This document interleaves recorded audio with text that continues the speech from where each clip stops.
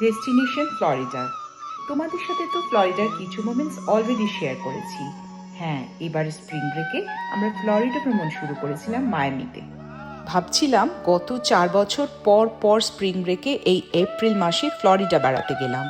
আর এবারে তো অভিজিৎ প্ল্যানই করে ফেললো যে রিটায়ারমেন্টের পরে ফ্লোরিডাতেই মুভ করবে। ইস্ট কোস্টে আমাদের নিউ জার্সিতে যেমন ঠান্ডা পড়েছে, যেন আর নেওয়া যাচ্ছে না। স্পেশালি এবারের ব্রুটাল কোল্ড, বাপরে। সানশাইন স্টেট ফ্লোরিডা, এখানে একটা হারিকেন সিজন আছে অবশ্য, যা সাধারণত লেট সামার আর ফলে আসে। সেটা বাদ দিলে ফ্লোরিডার ওয়েদার স্পেশালি আমার মতো শীতকাতুরে লোকের জন্য যাকে বলে পারফেক্ট। মায়ামিতে ফার্স্ট দিনের হোটেল থেকে সকালবেলা ব্রেকফাস্ট আর ফটোশ্যুট সেরে রওনা হলাম সাউথ বিচের উদ্দেশ্যে।